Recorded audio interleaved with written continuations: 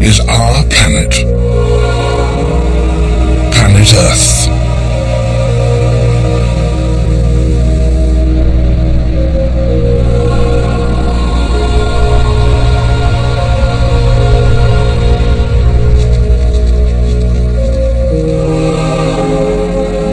It contains an astonishing variety of landscapes and climates.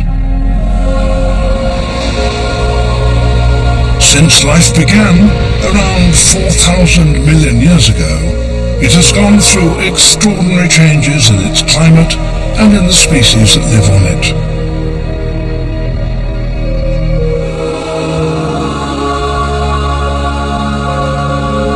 But now it seems that our planet is being transformed, not by natural events, but by the actions of one species, mankind.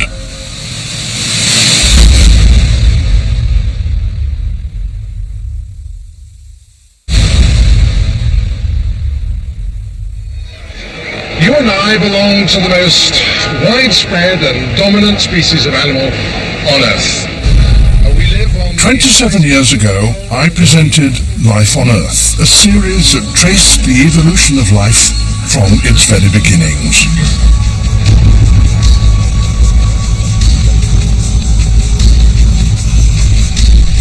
I set out to find and film representative species of the whole animal kingdom in all its marvelous and wonderful variety.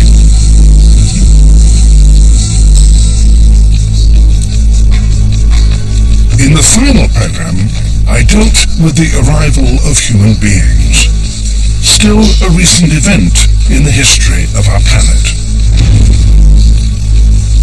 There is no scientific evidence whatsoever to suppose indeed that man's stay on Earth should be any longer than that of the dinosaurs. But although denying a special place in the world may be becoming immodest, the fact remains that man has an unprecedented control over the world and everything in it. And so, whether he likes it or not, what happens next is very largely up to him.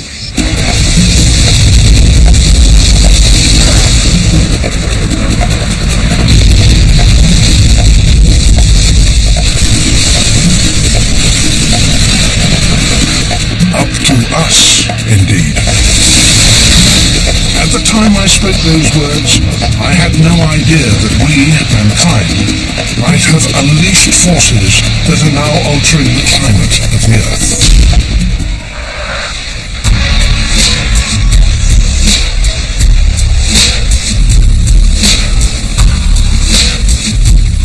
Could the destruction of towns and cities in the southern United States be linked to the collapse of glaciers in Greenland?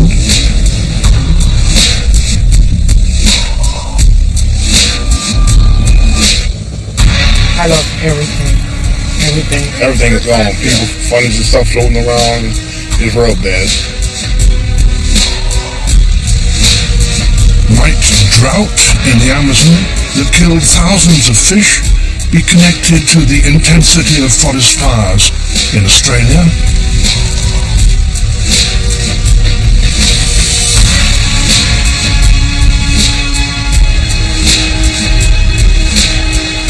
And are these events related to one of Europe's hottest ever summers, which led to the death of 27,000 people? In every part of the world, new climatic extremes are now being recorded. Our weather is in turmoil.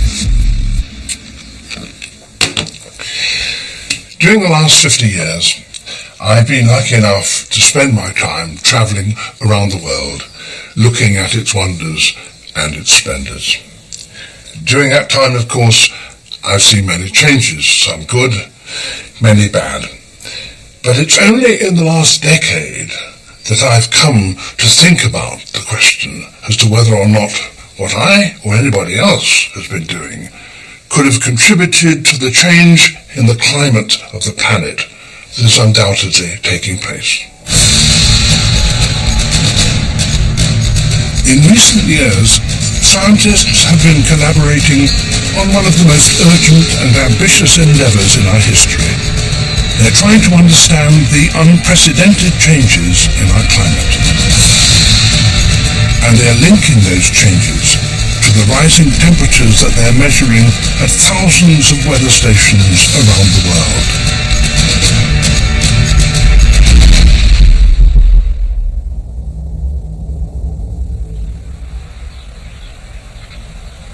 So how much have global temperatures risen? Well, by just over 0.6 of 1 degree Celsius since 1900. How can such a seemingly small rise create so much havoc with the planet's climate? Well, that figure, 0.6 degrees, is only an average. While some places have cooled a little, some, like the Arctic, have warmed by up to 3 degrees. Here, the frozen surface of the sea creates a highly specialized environment.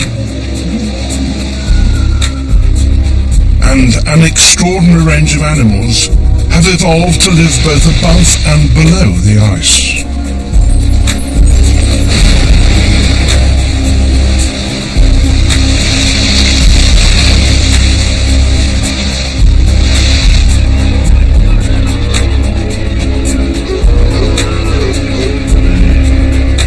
But the Arctic is now melting so fast that the whole intricate web of wildlife is under threat.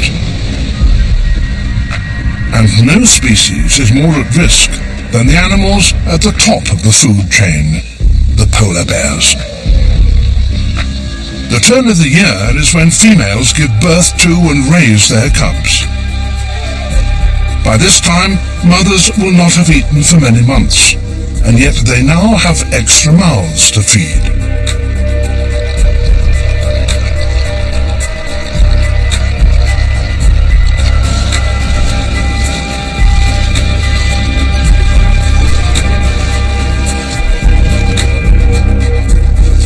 Their main prey are seals, but they can only hunt before the ice melts. When it does that, they must come ashore with all the reserves they'll need to raise their cubs. And on land, there are no seals to hunt.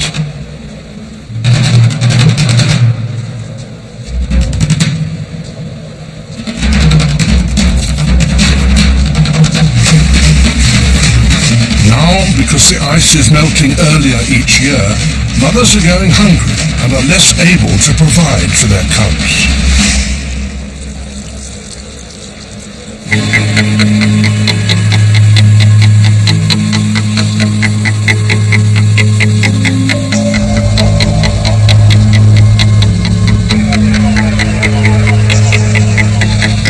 Hudson's Bay, Dr. Nick Lunn sets out each spring to track down the polar bears and check on their health.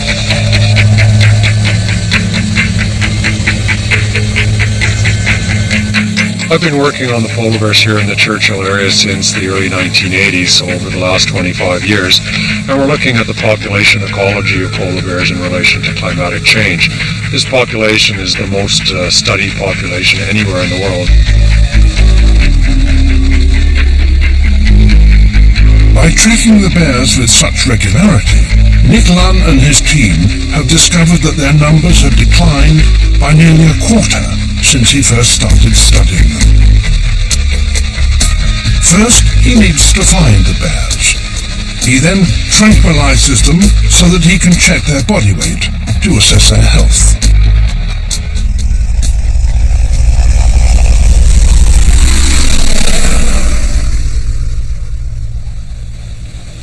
The team has to work quickly to make their checks on the bear family before the mother wakes up.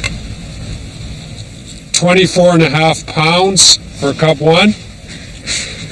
On larger bears, we take the weight and their length and we calculate what we call a body condition index. It's essentially the weight of the bear divided by its length squared.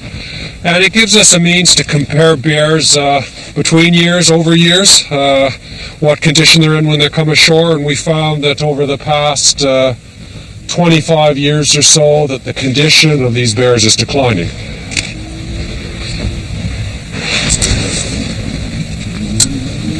Cub 2, straight line length, 0, 6, 9.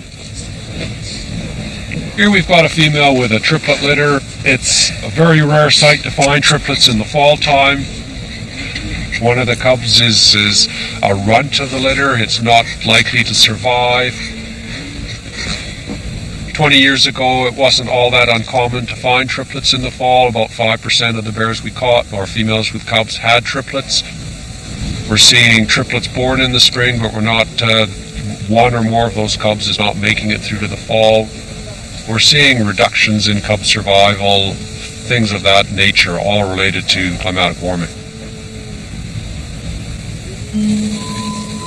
The ice is now melting 3 weeks earlier each year.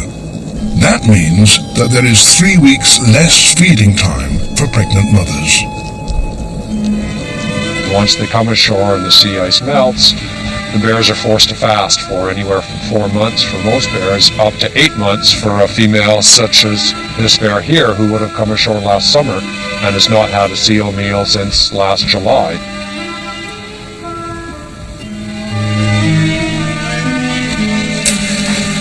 If the current warming trend continues, the future looks bleak for polar bears.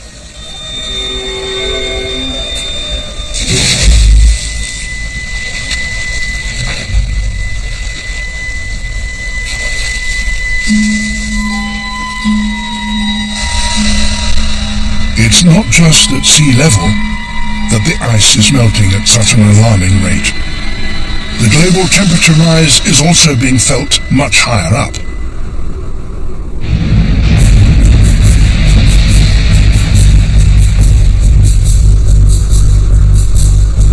Mountain glaciers all over the planet are also melting.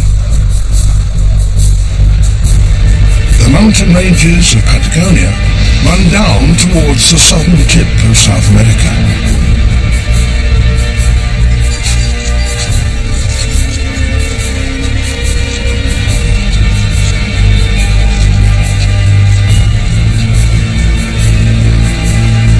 This is the Neff Glacier in the northern Patagonian icefield.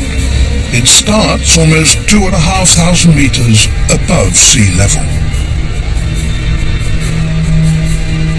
This remote part of Patagonia is one of the coldest places on Earth outside the polar regions. Glaciologist Dr. Stefan Hannison has been working in locations like the Neff for 20 years. He's been studying how they've changed over that time.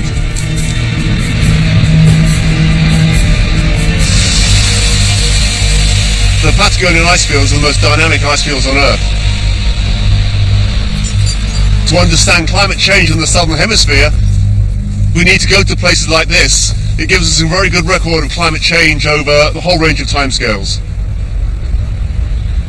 The ground I'm standing on, that glacier, the Neff Glacier, was here in about the 1870s, and by about the 1930s it had retreated to this shoreline, the lake shoreline.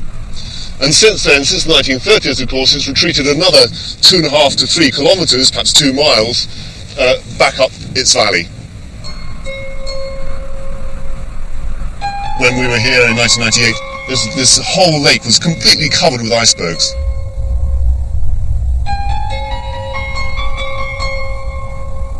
It was so thick with icebergs, we'd hardly get our boat to the ice front. And yet that's all gone. That landscape has completely changed now.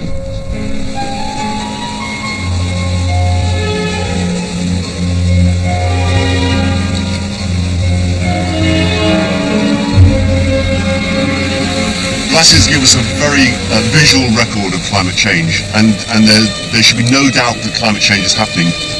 If we look at what glaciers are doing all around the world, not just these ones on the North Patagonian icefield, but glaciers everywhere, they're all in recession pretty well. And that gives us a very visual record of what exactly is going on in the world's climate.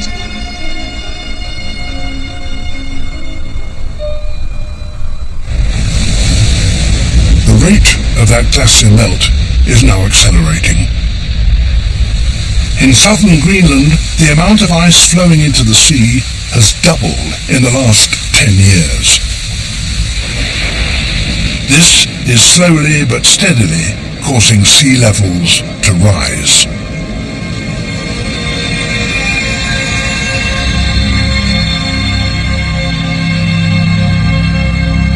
8,000 miles away, the inhabitants of the tiny Pacific islands of Tuvalu are already facing the realities of an invading sea.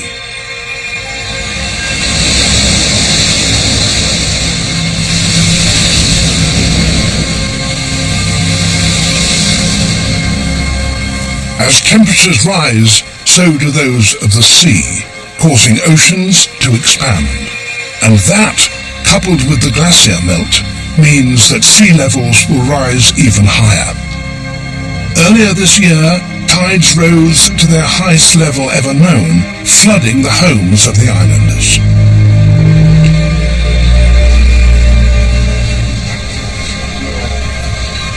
They have been troubled by this problem for the last few decades. But according to Diana Semi, it's getting progressively worse. Most of the people now are experiencing this high tide is much higher than the 2001 and last year and the past years. If next year is going to happen like this and much higher than this year, then I don't think there's any future for Tuvalu.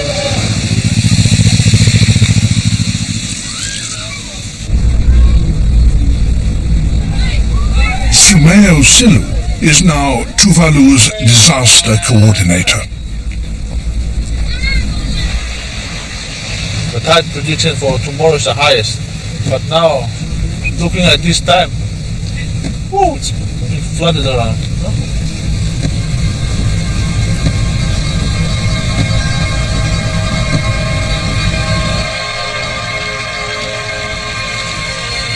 I feel sorry with them. All their properties, their agriculture, gardening, and all those will be damaged by this seawater.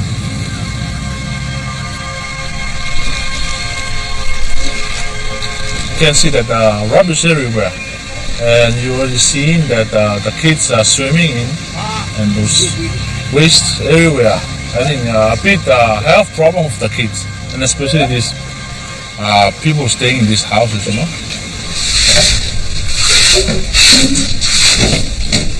I'm very worried. The flood is coming there, the other door, coming outside, inside, but the flood is coming here. Years ago, my relatives said, here, only here, and the tide's going down. But now this year, it's very, very high tide inside the house. This is the first time I think to move out because I'm afraid. But no place to move. But on islands where the highest point is less than 5 meters above sea level, there is nowhere else to go. There are already plans for some of the population to be evacuated to New Zealand.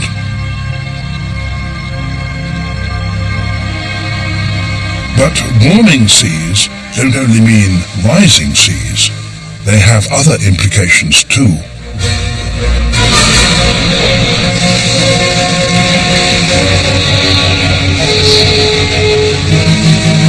In August 2005, Hurricane Katrina struck the coastline of Louisiana, Mississippi, and Alabama. It was the most destructive hurricane ever to reach the Gulf of Mexico.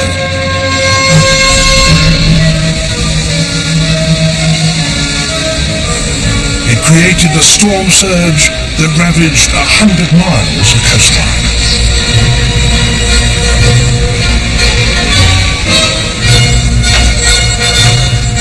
Was it the high sea temperatures that made Katrina so intense? A typical hurricane starts as an atmospheric disturbance over Africa, but it's here in the Gulf of Mexico that they grow to their full destructive power. Hurricane expert Greg Holland has been investigating what fueled Katrina's force. The process requires that the oceans be warmer than about 26 degrees Celsius. The tropical clouds that get the hurricane started draw the energy from the surface high up into the atmosphere. And by this means, the ocean heat energy is used to fuel the development of the immensely powerful winds. And it is so powerful, he could run the entire electric grid of the United States for several weeks.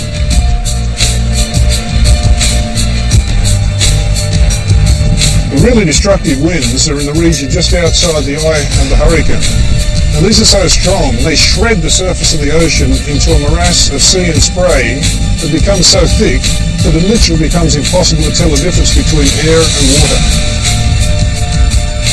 And the warmer the tropical oceans, the more destructive the hurricane can become.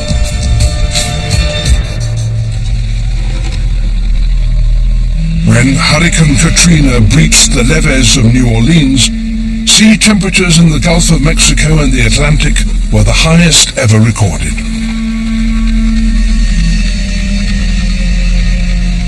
In the United States, the intensity and sheer destructiveness of the hurricane became the turning point in the debate about global warming.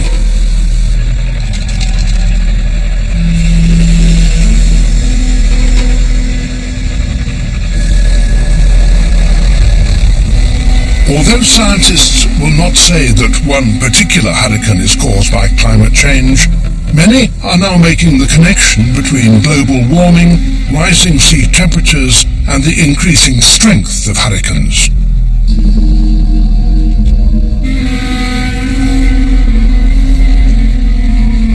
"2005 was the worst season ever recorded." And Greg Holland is one of those who believes that worse is yet to come. As you can see, there's a massive rebuilding program underway, but unfortunately this stretch of coastline will certainly be revisited by hurricanes like Katrina, and because of global climate change, they're going to be more intense, more destructive, and possibly more frequent. It's a grim warning. But is global warming and the changes we're now seeing really a new phenomenon in the Earth's history?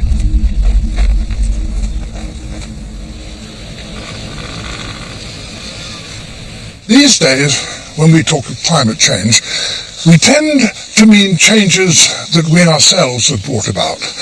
But of course, the climate of the Earth has always been changing, either because of some great cosmic event, like a collision with a meteorite, or else because of some more slower, gradual change in the amount of energy that the Earth receives from the Sun.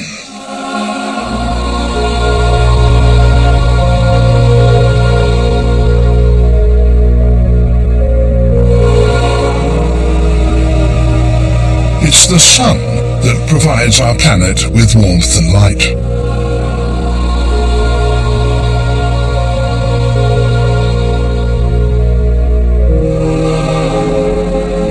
But the amount of energy that the Earth receives from the Sun varies.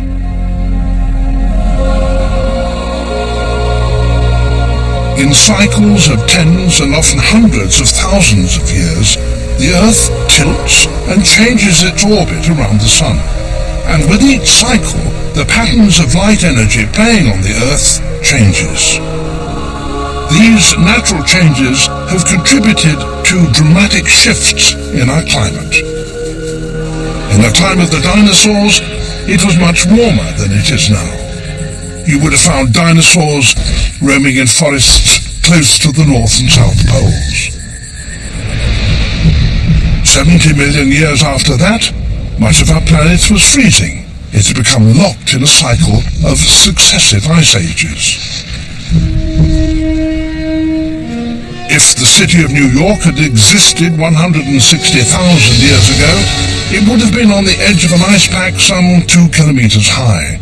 and yet global temperatures were only 4 degrees lower than they are today. 30,000 years later, the same city would have been under 5 meters of water, yet global temperatures were less than 2 degrees warmer than they are now.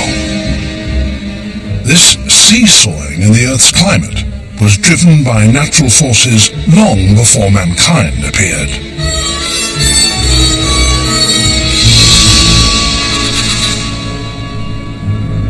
But there's another powerful influence on our climate that we have to take into account. Among the many gases that make up the air we breathe, there is one that is particularly important: carbon dioxide. It traps the sun's energy and so keeps the planet warm. Greenhouse gases, like carbon dioxide, act as a blanket around the Earth, preventing the sun's energy from reflecting back into space.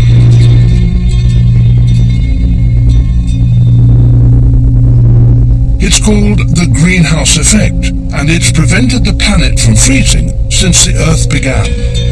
Without it, the global temperature would be minus 19 degrees Celsius.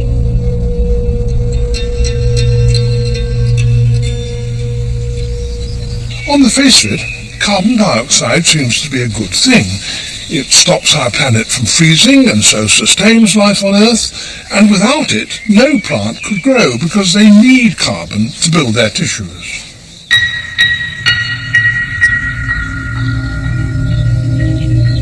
Leaves absorb the gas from the atmosphere through their pores.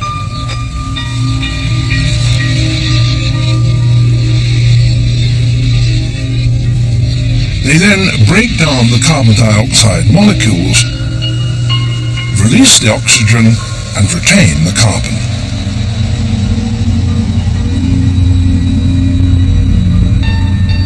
Over hundreds of millions of years, the great forests took so much carbon dioxide out of the atmosphere that they reduced the greenhouse effect and cooled the planet down.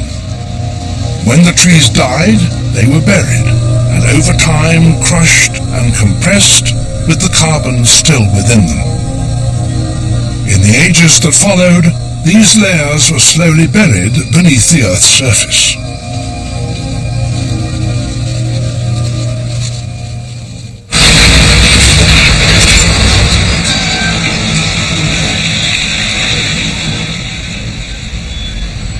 At this open-cast coal mine in China, you can descend for 500 meters through layer upon layer of rock representing tens of millions of years.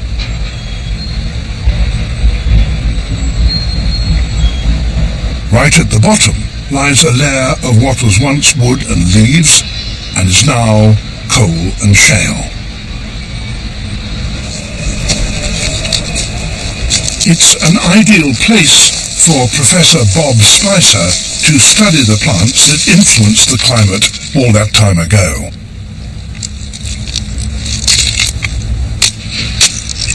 These leaves last saw the light of day some 50 million years ago when they were on the trees taking in carbon dioxide and using the energy of the sun to fix that carbon into their tissues, leaves and twigs and the like. Now the original leaves had a cooling effect on the atmosphere because they were taking carbon dioxide out. And when we burn the coal and the carbon, oh that's a nice one, and put it back into the atmosphere today, we have the opposite effect. We warm up the atmosphere.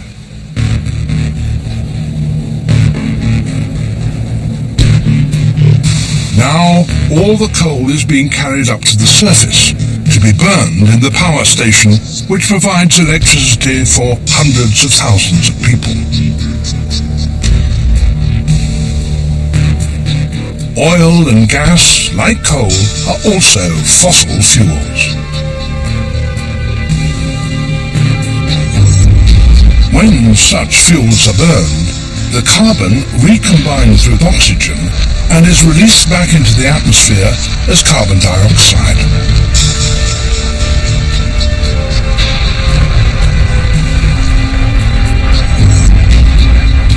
carbon dioxide spreads evenly through the Earth's atmosphere, thickening the greenhouse blanket that wraps the world, and further warming the planet.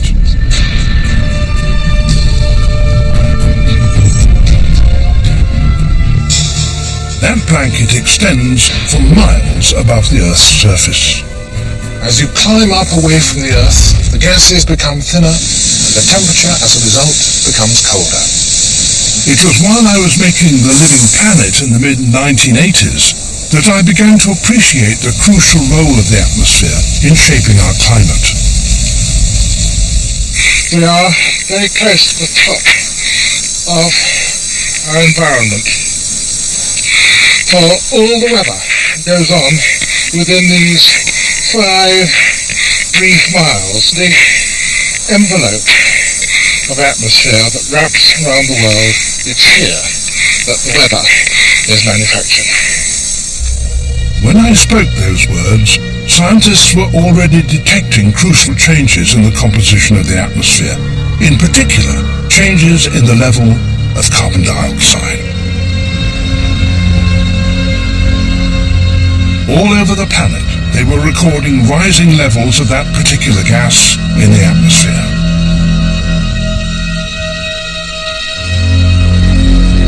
The first regular measurements were started 48 years ago from the top of the extinct volcano of Mauna Loa in Hawaii. And it is the rate at which the carbon dioxide blanket is thickening that is causing so much concern.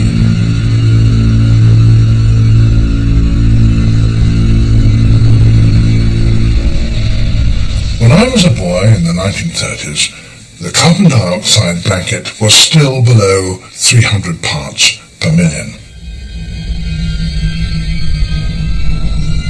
This year, the thickness reached 382, the highest figure for hundreds of thousands of years. Every year, the blanket is getting thicker. But how can we possibly know that carbon dioxide levels are higher now than they were thousands of years ago?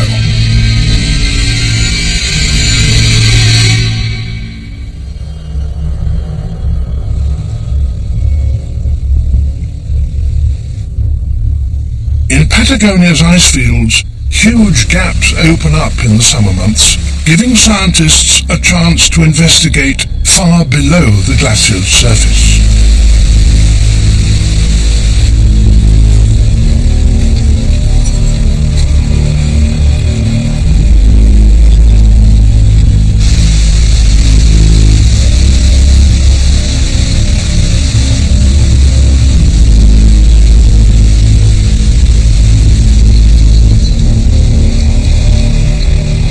Stephen Harrison is taking the opportunity to descend deep into a crevasse in the glacier.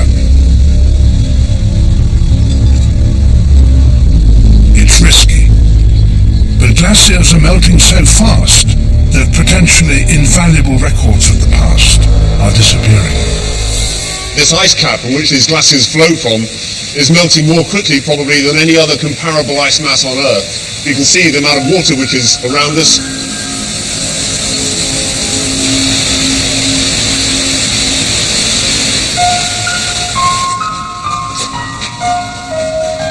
Stephen has spent the last 20 years studying glaciers and past climates.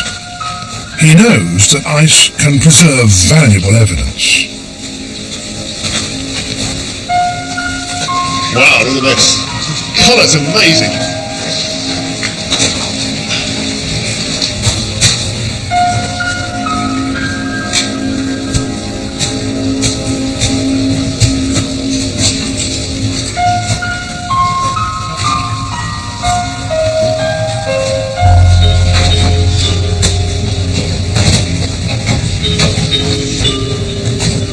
Carbon dioxide is an important driver of climate change. In other words, it's an important factor in changing the globe's climate.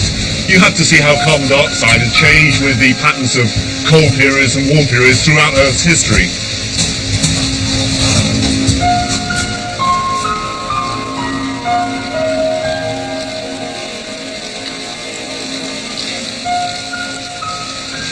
You can see the ice here is absolutely full of bubbles, and the bubbles were formed when the ice was formed.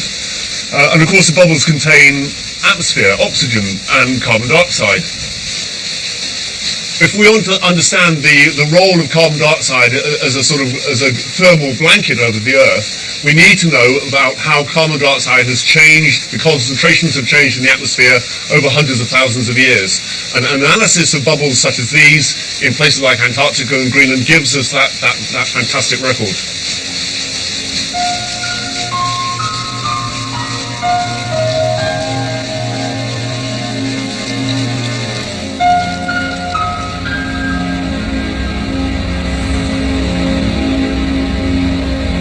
That record is now also preserved thousands of miles away, not in the ice fields that originally contained it, but in Denver, Colorado.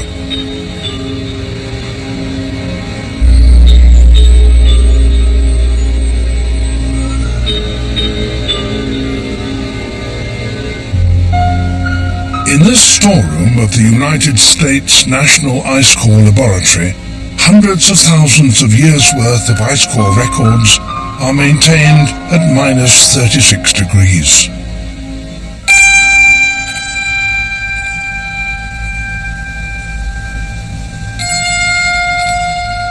These ice cores have been extracted from as much as 3 kilometers beneath the polar ice caps. And for Professor Mark Serres, each one provides a valuable source of information about a particular moment in the past. Well, this particular chunk of ice is about 16,000 years old. It comes from the Greenland ice sheet. What we see here are layers of fossil snow. Every year on the top of Greenland there's an accumulation of snow, and this gets compacted year through year, layer after layer of snow, eventually to form these layers of ice. And it's within these layers of ice that we can tell all kinds of things about the Earth's past. What we find today is that the carbon dioxide concentrations in the atmosphere are higher than anything we've seen in the past 600,000 years. It's telling us that human activities are having a strong impact on the climate system.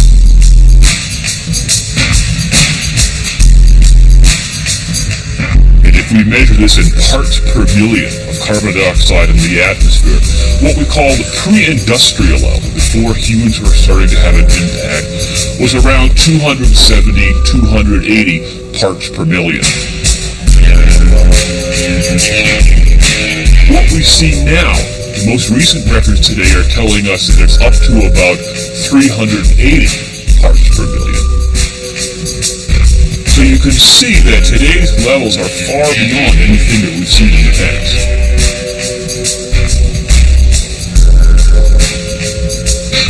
If you talked to me 5 years ago, I would have been kind of a fence sitter on this whole idea of greenhouse gases involved in climate change.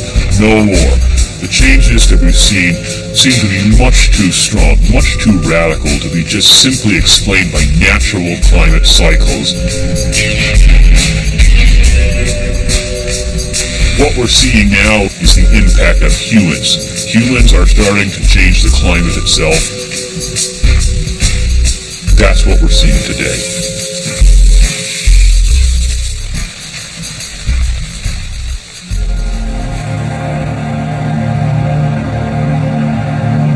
Those changes could now be occurring even in places which are absorbing huge amounts of carbon dioxide. The Amazon is often referred to as the lungs of the world, for here plants take in vast volumes of carbon dioxide and give out oxygen. To appreciate the immensity of the greenery where this gaseous exchange takes place, you have to get up into the branches some 50 meters above the ground. I'm up in the canopy of the jungle, the tropical rainforest. Here there is a greater bulk of life, both animal and plant, and a greater diversity too, than can be found anywhere else at all.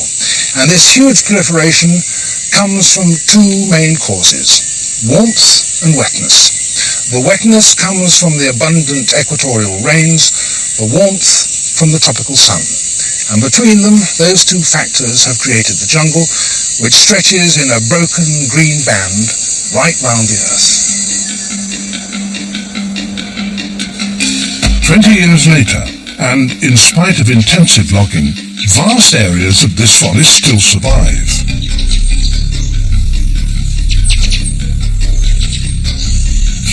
But scientists like Dan Nepstad are uncovering an even more sinister threat to the health of the jungle than deforestation.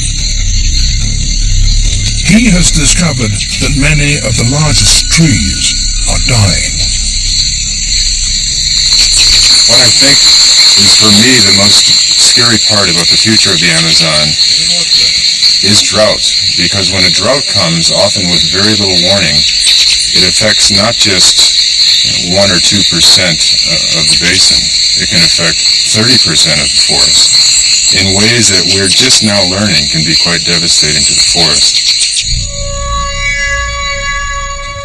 In 2005, the Amazon region suffered its worst drought in 60 years.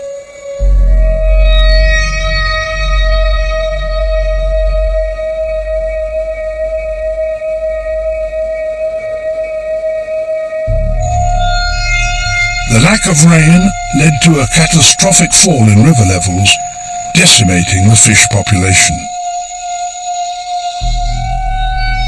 This year, 6 months after the drought, Dan Nepstad is finding that the trees have still not recovered. Right now we're measuring how much water stress the tree that this leaf was growing on was under when we cut it.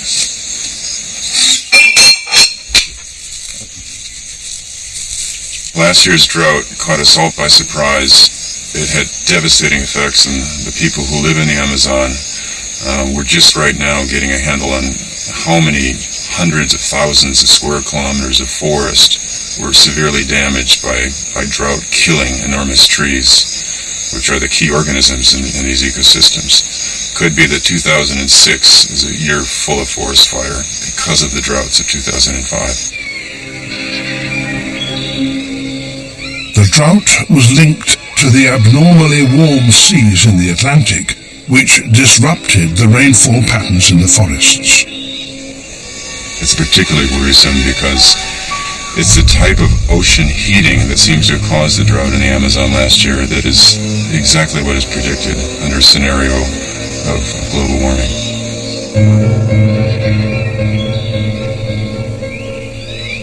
But the Amazon is not the only rich ecosystem now at risk.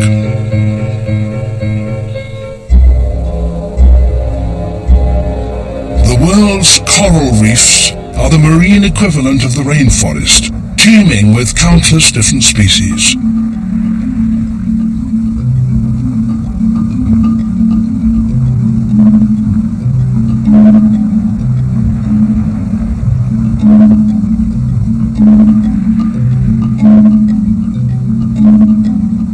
Warming sea temperatures are already putting the oceans and the life within them under increasing strain.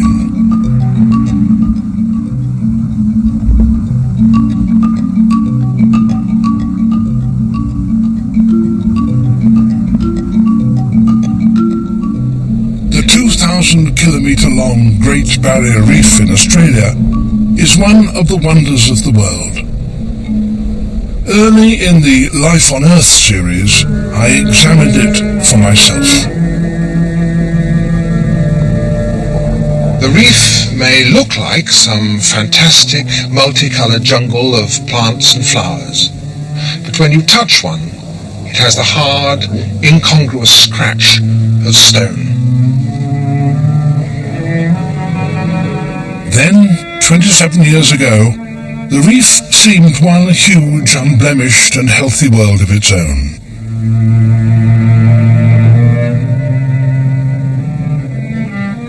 I described the intimate relationship between the tiny animal coral polyps and the algae that shelter inside them. A relationship established hundreds of millions of years ago that eventually produced reefs so immense that they're visible from space. So it may well be that if a passing astronaut came this way several 100 million years ago, he might have noticed in the deep blue seas of the Earth a few mysterious, beautiful shapes in turquoise, and guessed that life on Earth had really started. But at the time I was making the series, I was unaware of a new and disturbing phenomenon: coral bleaching.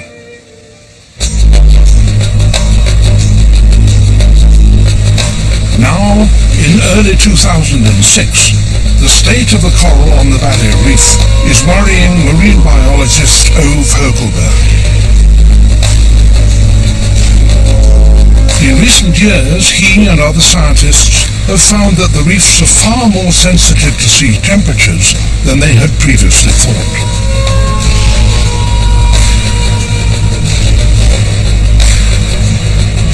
And this year, sea temperatures are abnormally high.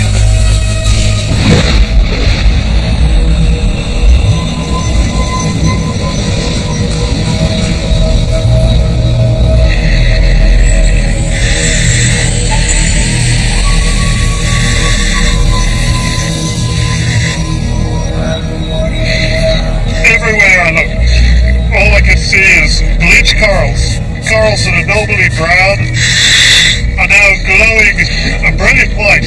This is because of the algae having left the tissues. All that's left are the absolutely reflective skeletons. If I look down here, I can just see metre after metre of totally bleached corals.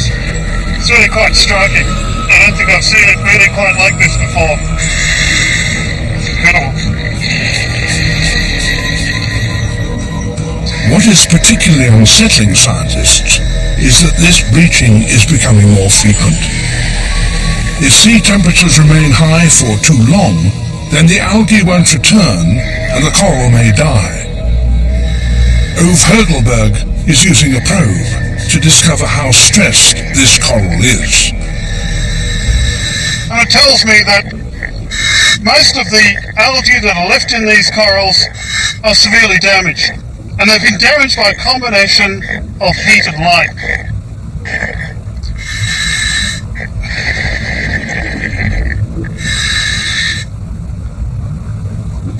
When I come here and see this really stressed out reef, I find myself getting really concerned. It's another reminder that there are huge changes on the way with climate change. This is the third bleaching event in the last 8 years on the Great Barrier Reef. And as predicted, they're getting more frequent and more severe. And of course, personally, I find that rather frightening.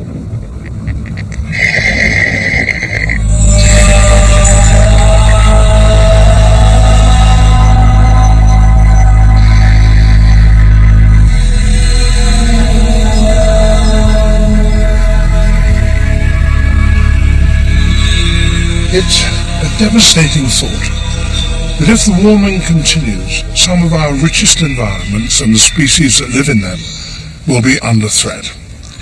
And it's not just the non-human world. We as a species will not be immune either. But how can we possibly know what the future holds? Scientists don't pretend that they can predict specific changes to the climate with absolute certainty. What they can do is calculate the likelihood that they will occur.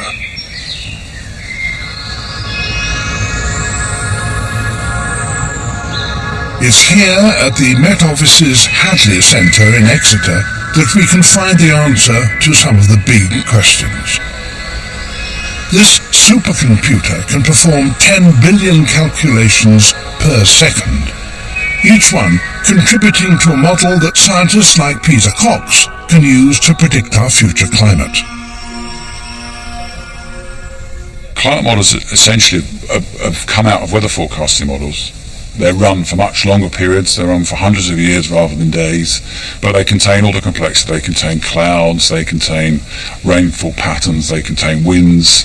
And climate models also have to contain slower components like how the vegetation and the soil respond to change and how the oceans change.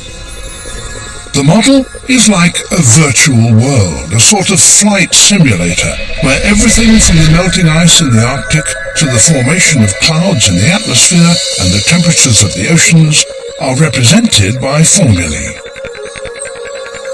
It can give us the probability that future events may happen. For instance, what are the chances of our having another major heatwave like the one of summer 2003?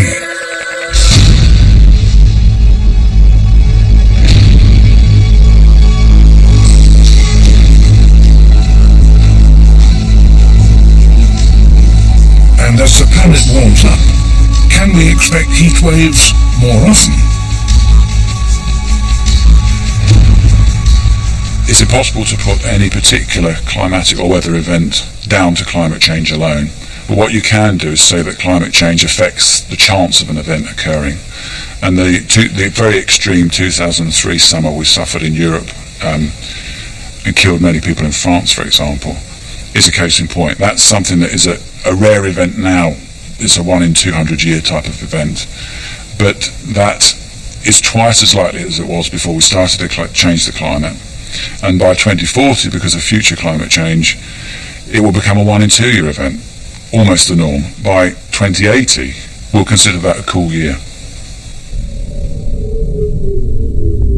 One place where the Hadley model is predicting increasing temperatures is the Ningxia province in northern China.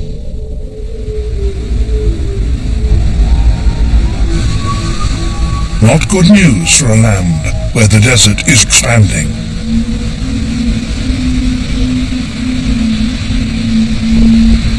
Over the last 20 years, there's been a marked decline in rainfall. Powerful winds have driven the thin soil into dunes, smothering fields and villages. In Shubujing, many villagers have deserted their homes for the cities.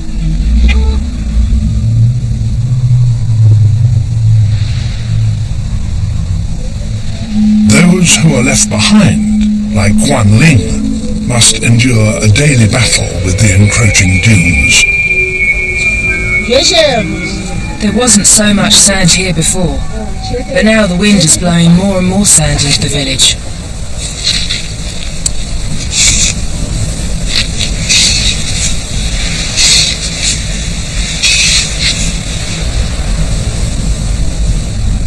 I remember when I was a child, the environment was really good.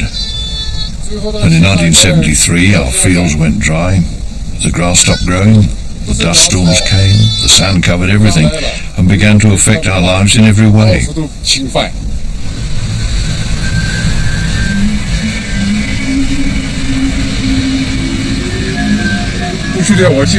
I get home, if I don't brush the sand away, I can't get into my house. This takes a lot of time, so it affects my work.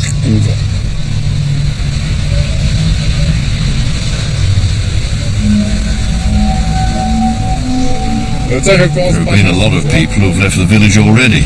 They want to improve their lives, so they've moved to a better place with water and much better conditions.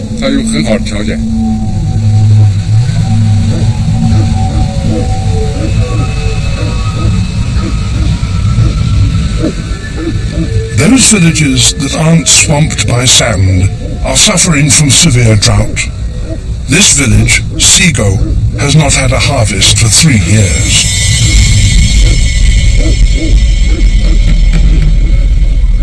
Professor Lin Erda is working for the Chinese government, trying to discover how badly affected the local people are.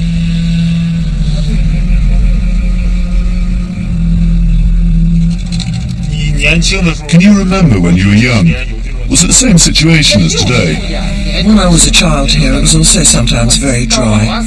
but it's become more serious in recent years. 这几年收成怎么样？ How have the crops been recently? The harvest was very bad. Why was that? There's been no rainfall. There's been no rain for 3 years. We can only depend on the food given by the government. And without crops, we have no income. We can't buy anything. And we have no money to spend.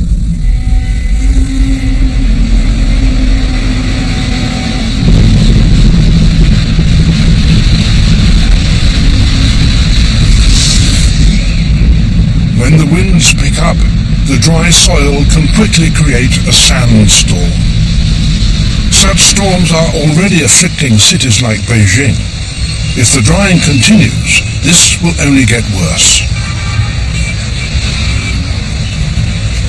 The bleak realities of climate change are being felt all over the world. And yet, despite so much evidence, some people refuse to believe that human activity is the cause of the changes we're seeing. The climate modelers at the Hadley Centre believe that they have proof. They factor both natural climate variations and our carbon dioxide emissions into their model to see which best explains the changes in temperature over the last 120 years. The key question, of course, is how can we distinguish between variations due to natural causes and those variations of the climate that are induced by human activity? And the key thing that convinced me, at any rate, was a graph like this one that we marked out on the floor that had been prepared from climate scientists like Professor Peter Cox. Now, explain to us the significance of this graph. Okay, what we're going to do is to take a walk through time. And the first thing to note as we walk through is that the climate is naturally variable. It's a spiky beast. Occasionally there's a downward trend that's associated with a volcano going off that cools the system down because of the dust it throws up. But generally it just oscillates around. And then we get to a period around about 1910 where you can start to see an upward trend, a warming of the climate, global warming if you like. And the issue is, what caused that? Was that humans or was that natural? So what we do to try and work that one out is to take a climate model and to put in the various factors. And what we can see with this green curve here is a climate model that includes just these natural factors. So this is when volcanoes go off and the output from the sun. And you can see that the green curve can reproduce reasonably well this mid-century warming. So up to this point, you could reasonably argue climate variation can be explained by natural factors. Well, as we move on, we can see that's no longer true as you get to the latter part of the 20th century. From about 1970 onwards here, you can see the red curve, the observed temperatures, and the green curve really beginning to diverge. And the question again is, what caused this recent warming?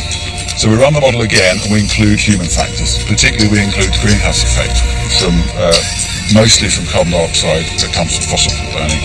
And then we get this yellow curve, and we can see, as well as reproducing the mid-century warming, we get this recent, rather rapid warming reproduced. And that tells us two things. One is that the model looks realistic, it looks like the real world. And the second thing, the model tells us that this recent warming is due to human beings. So there you have it. There seems little doubt that this recent rise, this steep rise in temperature, is due to human activity.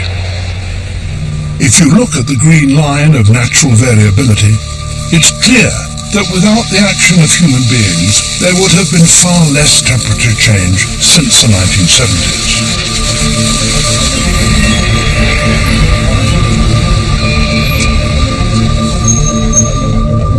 We're all involved in this. Our whole way of life is structured around the burning of fossil fuels.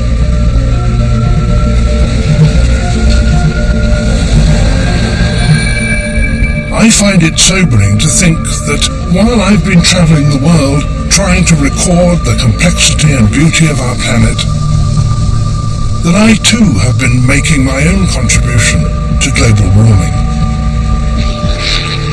As I recognised when I presented Life on Earth all those years ago, We are a flexible and innovative species, and we have the capacity to adapt and modify our behavior. Now, we most certainly have to do so if we're to deal with climate change. It's the biggest challenge we have yet faced. This sea wall was built to keep out what we recognized was a force of nature, something beyond our control. But now we ourselves have become a force of nature. We are changing the climate. And what happens next really is up to us.